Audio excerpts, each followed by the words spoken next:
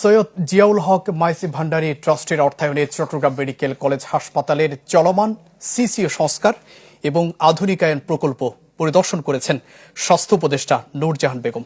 পরিদর্শনকালে তিনি ট্রাস্ট ও হাসপাতালের সংশ্লিষ্ট কর্মকর্তার কাছে কাজের অগ্রগতির ব্যাপারে খোঁজ খবর নেন।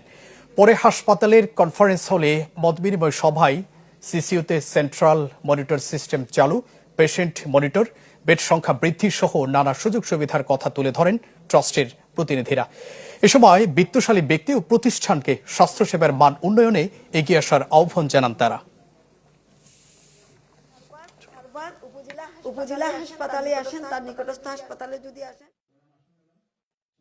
বাংলাদেশ সরকারের স্বাস্থ্য মন্ত্রণালয়ের কাছে আমরা